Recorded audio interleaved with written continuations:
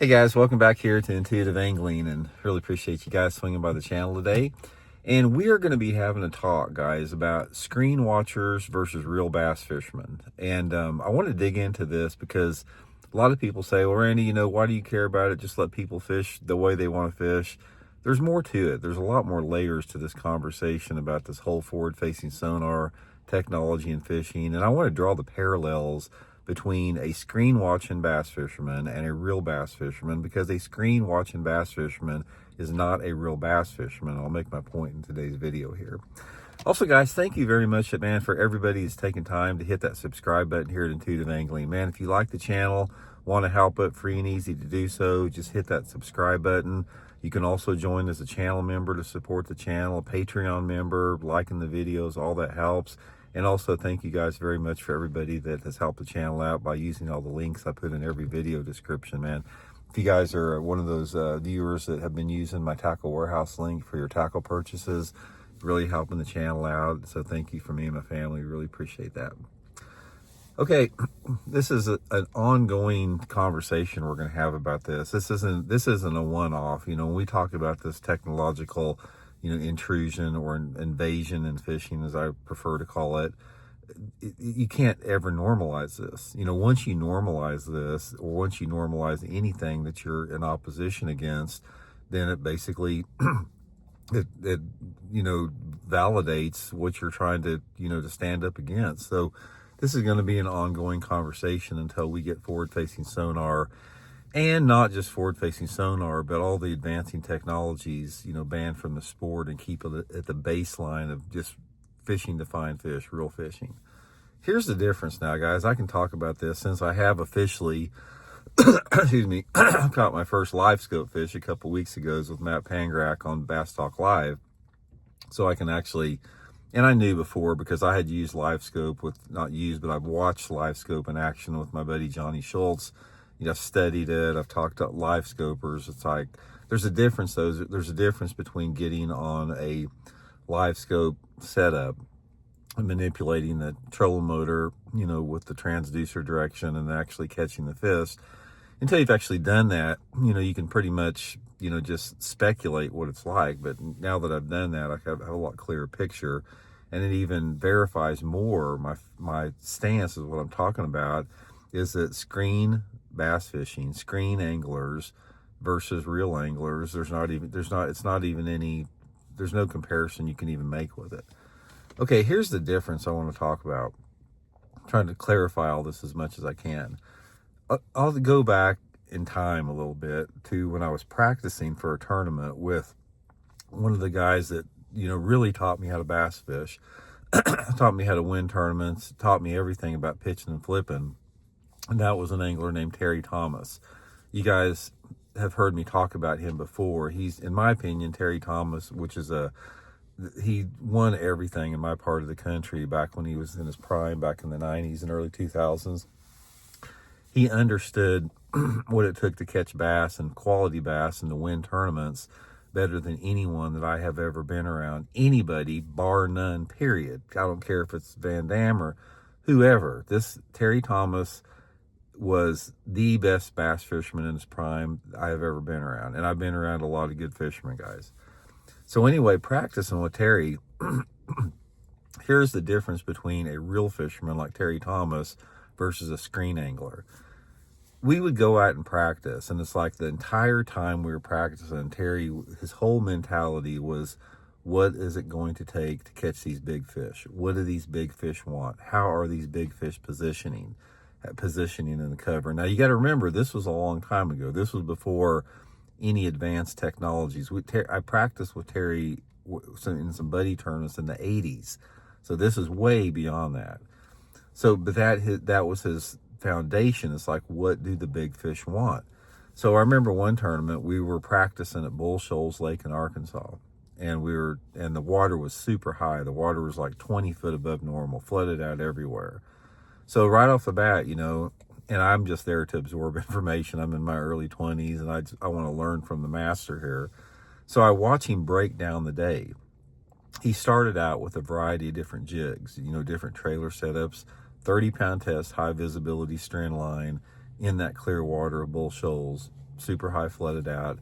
He started out, he would fish certain sizes of willow trees, you know, do that for like an hour or so, and didn't do that good. I remember when we first started out, I caught one about 6 pounds out of the back of the boat, but hadn't had many bites. And these were willow trees that were like on isolated willow trees that were on a flat, that type of a thing. And then, you know, we worked back in further and we fished some different type of bushes and different type of trees to try to experiment with different depth zones. And then we got out on the main lake, and there were some hardwoods out on the main lake, and we started flipping those hardwoods. And these hardwoods were like, you know, I don't know, probably 30 foot deep, and Terry would flip his jig down these hardwoods and let it go all the way to the bottom, 30 foot down, and we caught a couple fish doing that. And then he'd go back and he'd start running like, you know, debris mats or something like that that had blown up against the shore. Tried that a little bit.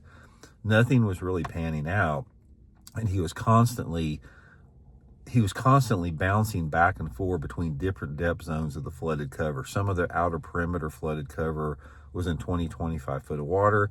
Some of the stuff shallow to the bank was, you know, in 5 foot of water. He experimented between, you know, fishing for suspended fish in the flooded cover, shaking that jig halfway down in a tree, let it go to the bottom, just experiment, and hadn't done that good. But back towards the end of the day, he got back like there was this flat area that was flooded way back in there, and it was like a flooded jungle. So he's picking his way back in through there and this and that, and all of a sudden he comes to this one. It was like a briar patch, you know, almost like a big rose bush. It looked like a bunch of gnarly briars or something like that. And he pitched that jig in there and caught a good one. And then the next briar patch he came to, he caught another good one. And we wound up, you know, right at the end of the day, he figured out that the fish were way back in this flooded stuff, just setting up in those briar trees, and we wound up finishing second place in the tournament. And this is how the mentality he had. We had almost 18 pounds. He didn't even want to weigh him in. We get up there and he goes, "Oh, Randy, that's not going to do us any good. We might as well throw these back." I said, "Well, we caught him. We might as well weigh him in." We finished second place in the tournament.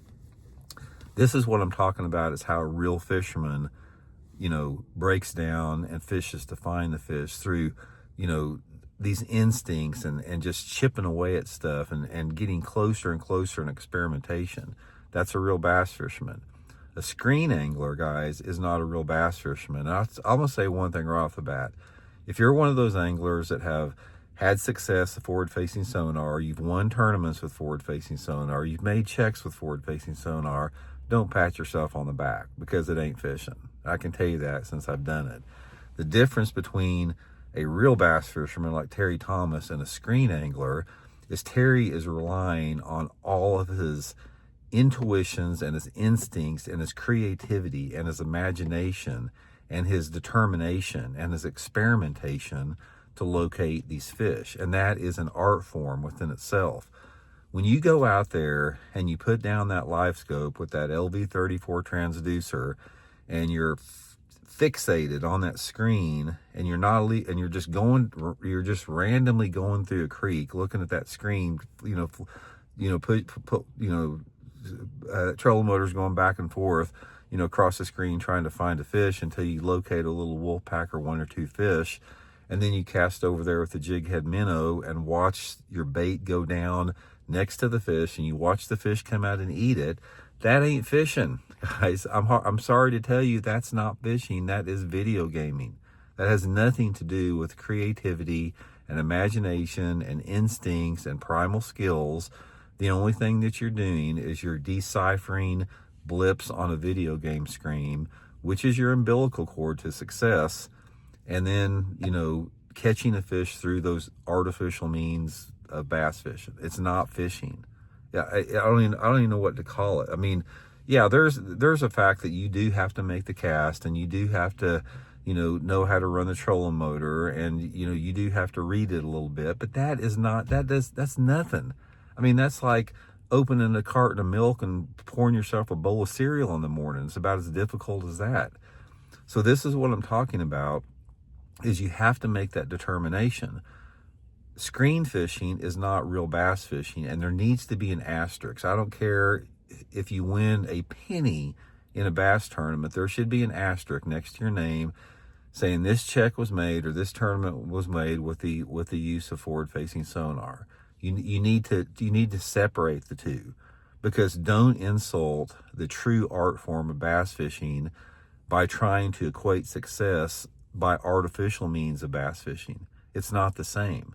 It would be like, somebody in baseball or something like that that was using steroids or had some type of an unfair advantage or whatever it is, competing against somebody that didn't 40 years ago. There has got to be an asterisk next to that. So in my opinion, if the tournament organizations continue to want to undermine and destroy the sport of bass fishing by sucking up to these electronic companies and allowing forward-facing sonar to be legal, then you need to own it and own the fact that, all your dudes out there that you allow to use forward-facing sonar, put an asterisk next to their name that their fish were caught with artificial technology. And then the anglers that don't, like Takahiro Mori that wins the freaking Bass Pro Tour a few weeks ago at Lake Hartwell, honor that. Takahiro wins by the art form of bass fishing. He is a true master. He's a true artist. Congratulations. Don't try to compare the two. Don't try to compare Takahiro winning a tournament with no forward-facing sonar with a chatterbait to some dude that wins a tournament just staring down at that video game screen, because it's an insult to the Takahiro. It's an insult to people who don't use it. It's an insult to the bass. It's an insult to the sport.